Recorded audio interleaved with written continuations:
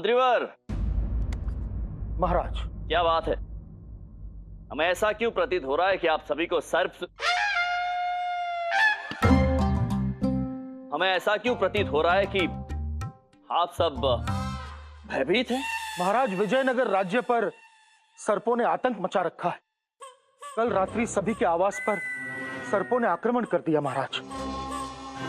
जी महाराज, कल हमारे आवास में भी सर्प घुस आया। वैसे कल हमारे कक्ष में भी एक सर्प घुस आया था। क्या? तो महाराज आपने उस सर्प का क्या किया? चिन्ना देवी! क्या हुआ महाराज? परंतु ये सर्प हमारे कक्ष में कहां से आया? हमें कैसे ज्ञात होगा? हमने आमंत्रण नहीं दिया इसे। हमने आप सभी को ज्ञात होना चाहिए, यदि विजयनगर सम्राट कृष्णदेव राय के कक्ष में कोई सर्प घुसाए तो उसकी क्या दशा हो सकती है। महारानी चिन्ना देवी तो भय के मारे पीली पड़ गई थी। और आप क्या पड़ गए महाराज? नहीं, हमारा कहने का तात्पर्य है महाराज, वो महारानी चिन्ना देवी को भयाक्रांत देखकर आपकी क्या दशा हुई होगी? दशा तो हमने की उस सर्प की। सर्प हमारे कक्ष में, हमारे समक्ष। हमने सर्प को देखा, सर्प ने हमें देखा, हम सर्प के निकट गए। फिर महाराज? फिर हमने उस सर्प की पूंछ पकड़ी जी। ऐसे ऐसे ऐसे घुमाकर उसे खिड़की से बाहर फेंक दिया। वाह! क्या बात है महाराज? महाराज कृष्णदेव राय की! महाराज आपकी वीरता तो विख्यात है। धन्यवाद गुरुवर। पंडित रामाकृष्ण दृष्टिगत नहीं हो रहे, कहां है वो? महाराज क्या बताएं, ये पंडित रामाकृष्णा ये तो सर्पों से इतने भयभीत रहते हैं, इतने भयभीत रहते हैं कि भयाक्रांत होकर अपने आवास में छुपे बैठे हैं। महाराज, विजयनगर राज्य को सर्पों से मुक्ति दिलाने के लिए हमें कोई ना कोई उपाय निकालना ही होगा महाराज। महाराज, समस्या जितनी विशाल और गंभीर है, बलिदान भी उतना ही बड़ा होना चाहिए। तो आपका तात्पर्य यह है कि त्याग आप देंगे? हाँ, नहीं, क्यों? हम क्यों करेंगे त्याग? हम नहीं करेंगे त्याग। परंतु महाराज, किसी ना किसी को तो त्याग करना ही होगा, क्योंकि किसी एक व्यक्ति के कारण समस्या गंभीर रूप ले रही है। आपका तात्पर्य उस नागिन के कारण? नहीं, राज्य के कोतवाल के कारण। जी महाराज, कोतवाल की एक भूल के कारण समस्त विजयनगर राज्य सर्पों के आतंक से भयभीत है। और हमारे विचार से कोतवाल को इच्छाधारी नागिन को समर्पित कर देना चाहिए। आप क्या कह रहे हैं आचार्य? उचित कह रहे हैं। महाराज, ऐसा कदापि नहीं कीजिए महाराज, मेरे छोटे छोटे बच्चे हैं। तो हम क्या करें? गुरुवर, वैसे गुरुवर आपका सुझाव तो विचारणीय है, परंतु हम अपने स्वार्थ की पूर्ति हेतु, अपने स्वयं की रक्षा के हेतु किसी के प्राणों को संकट में नहीं डाल सकते हैं। धन्यवाद महाराज। परंतु प्रश्न अभी वहीं खड़ा है, इस समस्या का समाधान कैसे होगा? महाराज, विजयनगर को इन सर्पों से मुक्ति दिलाने के लिए केवल और केवल एक व्यक्ति है जो हमारी सहायता कर सकता है। कौन? कलावती महाराज। केवल वही है जो हमें इन सर्पों से मुक्ति दिला सकती है। कलावती को प्रस्तुत किया जाए। अंततः आपको हमें दरबार में आमंत्रित करना ही पड़ा महाराज। हमने आपको पहले ही सतर्क किया था।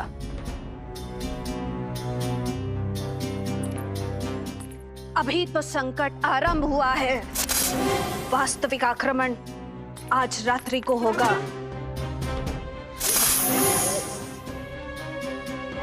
आज रात्रि से विजयनगर में सर्पों के विष से सभी लोगों की मृत्यु होगी, मृत्यु।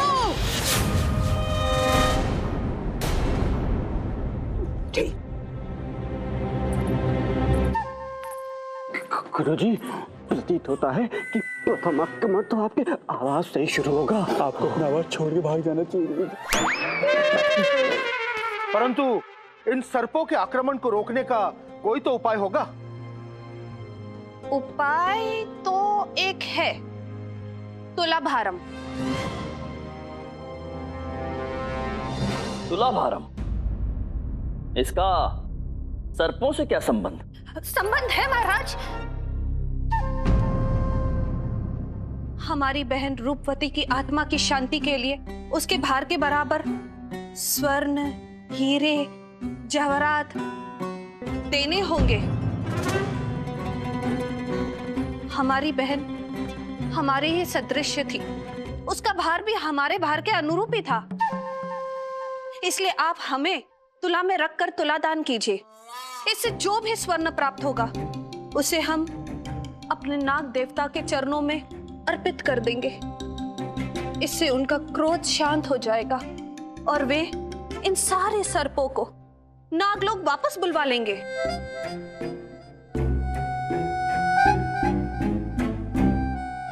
आप हमें सुझाव दे रही हैं या हमें धमका रही हैं?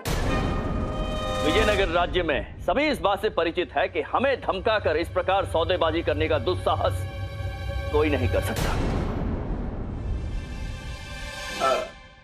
महाराज, आपका कथन एकदम सत्य है। शास्त्रों में भी इस प्रकार के कृत्य को घोर पाप और अपराध दर्शित किया गया है, परंतु महाराज, शास्त्रों में यह भी वर्णित है, प्राणों से मूल्यवान और कुछ नहीं। कृपया विजयनगर वासियों के विषय में विचार कीजिए महाराज। इस उपाय से अगर संकट टलता है तो दे दीजिए महाराज।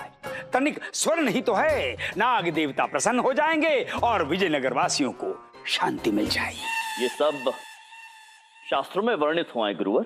वर्णित है महाराज, 100% वर्णित है। प्राण बचे सो लाखों पाए। परंतु महाराज, तुलाभारम उचित नहीं है। इस प्रकार तो हमारे राजकोष का स्वर्ण व्यर्थ हो जाएगा। होने दीजिए महामंत्री जी। महाराज, प्रजा के प्राणों से अधिक मूल्यवान नहीं है ये स्वर्ण भंडार। हमारे विचार से तुलाभारम की प्रक्रिया प्रारंभ कर देनी चाहिए महाराज। जो आज्ञा महाराज।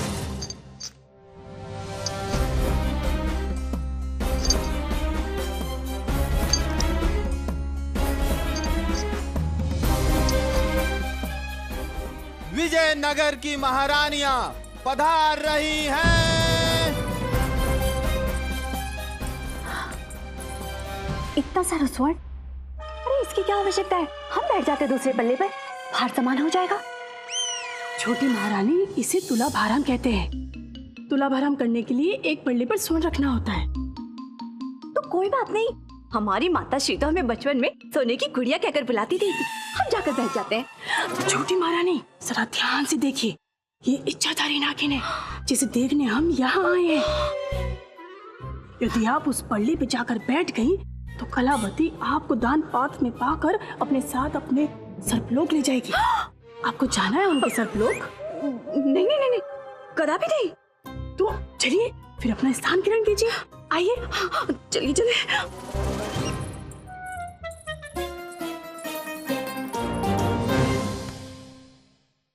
रखिए और आभूषण। इसकी कोई आवश्यकता नहीं है महाराज।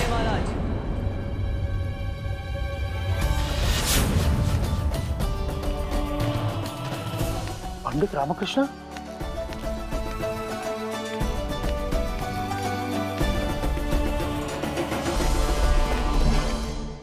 प्रणाम महाराज।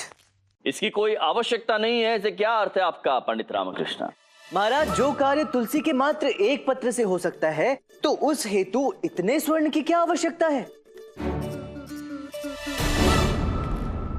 तो क्या कह रहे हैं? मात्र एक तुलसी के पत्र से आप तुलाभारम का कार्य संपन्न कर देंगे? कैसी बातें कर रहे हैं पंडित रामकृष्णा? महाराज इनकी बातों पर ध्यान ना दीजिए, इनकी तो बुद्धि भ्रष्ट हो गई। गुरुवर, आप तो शास्त्रों के ज्ञाता हैं। वो तो हम हैं ही। तो उन्हीं शास्त्रों में वर्णित एक प्रसंग आपको सुनाता हूँ। सुनाइए सुनाइए। महाराज, हुआ यूं कि एक बार स्वयं भगवान श्री कृष्ण इस तुला भारम के प्रसंग में पड़ गए। उनकी पत्नी देवी सत्यभामा के कारण नारद मुनि को भगवान श्री कृष्ण के भार बराबर स्वर्ण दान देना पड़ा। सहस्त्रों सेर स्वर्ण भी भगवान श्री कृष्ण के भार के बराबर नहीं हुए, तो सब चिंतित हो गए। तब माता रुक्मिणी ने उस तुले में तुलसी का एक पत्ता रख दिया, तो उस तुले का भार भगवान श्री कृष्ण के भार के बराबर हो गया।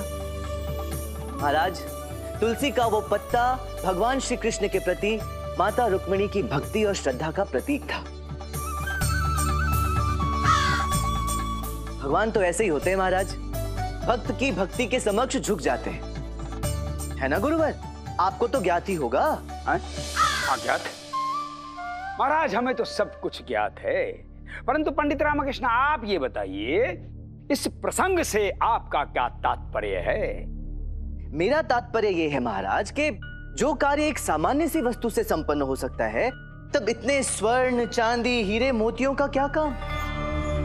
पंडित रामकृष्ण, हम आपका तात्पर्य समझ नहीं रहे हैं। महाराज, मैं ये कहना चाहता हूं कि हम बड़ी ही सरलता से समस्त सर्पों को पकड़ लेंगे। सर्पों को दूध की खीर और चंपा के पुष्प अत्यंत प्रिय होते हैं, और चूंकि वो प्रायः चंदन के वृक्ष में निवास करते हैं, उन्हें चंदन की सुगंध भी प्रिय होती है। आप क्या करने का परामर्श दे रहे हैं पंडित रामकृष्ण?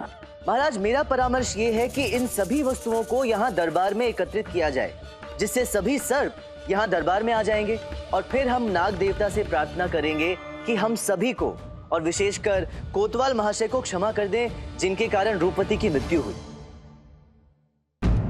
यदि सभी सर्प यहाँ पर आ गए तो हम क्या करेंगे? अर्थात हम सबका क्या होगा?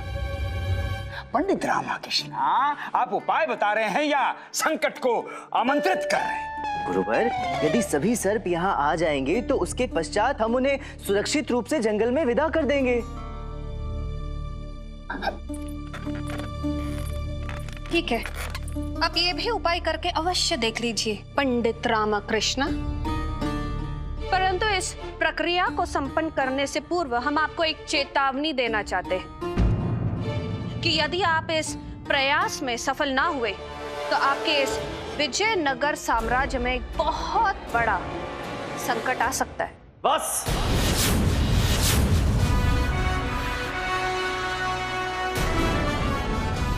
बहुत हुआ।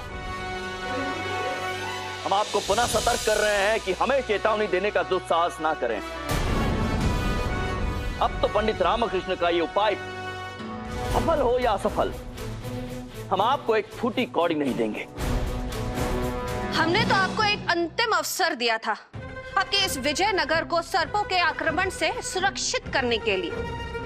यदि आप इस प्रयोग में असफल रहे तो इसका मूल्य आपके विजयनगर के वासियों को अपने प्राणों से चुकाना होगा। आज रात्रि सर्पदंश से आप सभी की मृत्यु होगी। हे भगवान!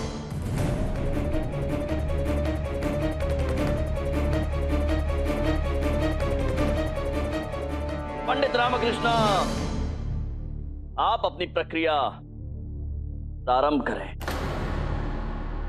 हम भी ईश्वर से प्रार्थना करेंगे कि पंडित रामकृष्ण अपने इस प्रयास में सफल हो। धन्यवाद। मंत्रीवर, कृपया करके दूध की खीर, चंपा के पुष्प और चंदन का लेप यहाँ दरबार में मंगाने की व्यवस्था करें। अवश्य पंडित रामकृष्ण।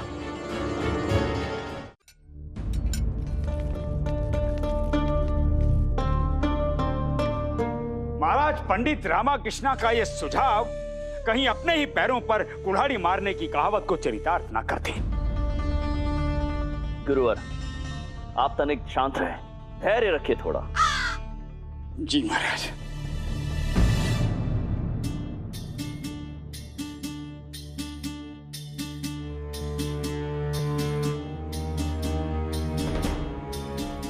पंडित रामकृष्ण, आपको कहीं सर्प दृष्टिगोचर हो रहा है? कदाचित हमारे नेत्र ही ना देख पा रहे हों। गुरुवर धैर्य रखें। सैनिकों, दरबार के सभी वातायन खोल दीजिए जिससे सुगंध बाहर तक फैले। गुरुवर, अभी सारे सर्प यहाँ आ जाएंगे, थोड़ी प्रतीक्षा कीजिए।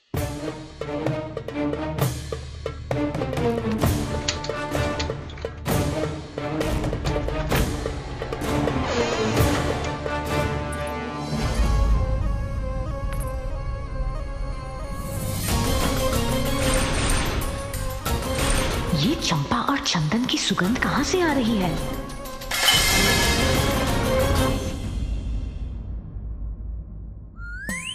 इस खीर से आकर्षित होकर ना कोई सर्प नहीं आने वाला।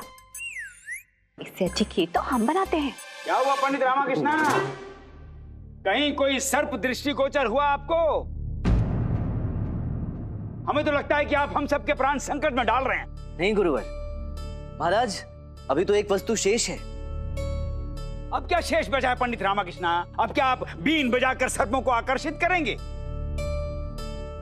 अरे नहीं गुरुवर, मैं बीन बजाता हुआ कहाँ उचित लगूंगा? बीन तो वही बजाएगा ना जिसे बजाना चाहिए।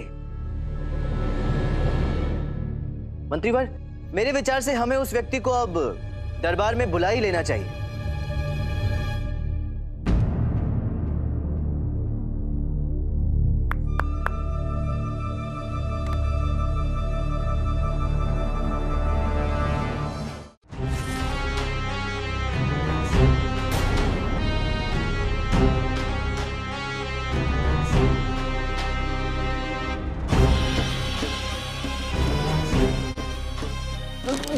गुरुजी, ये तो वही सपेरा है।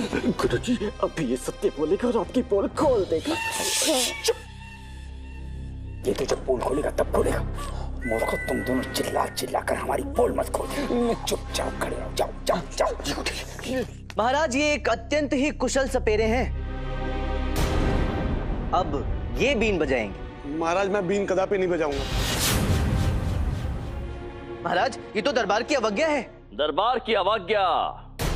कोतवाल, महाराज, आप सर्पों के प्रकोप से बचना चाहते हैं या नहीं? हाँ महाराज। तो समझ गया महाराज, समझ गया। सपेरे, उठाओ बीन, उठाओ बीन, अन्यथा तुम्हारे शरीर की सारी त्वचा उतार दो।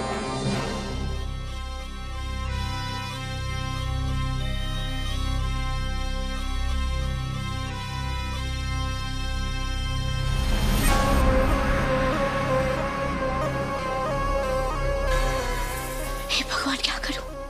कहीं मेरा भेद ना खुल जाए। क्या करूं?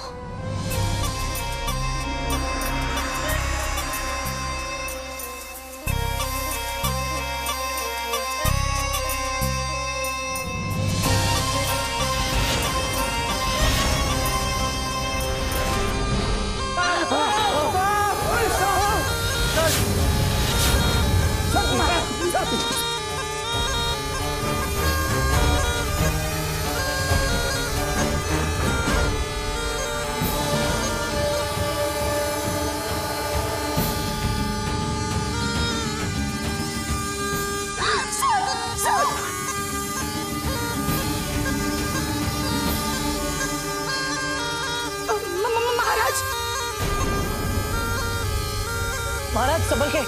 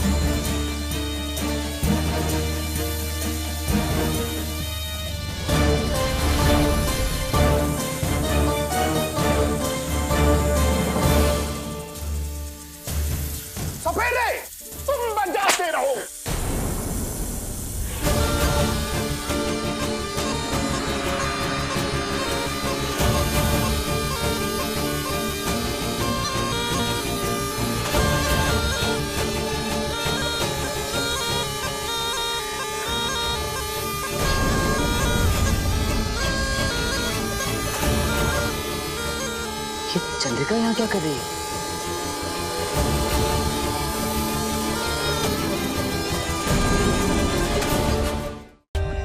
For more updates, subscribe to our channel, click the show links and enjoy watching the videos.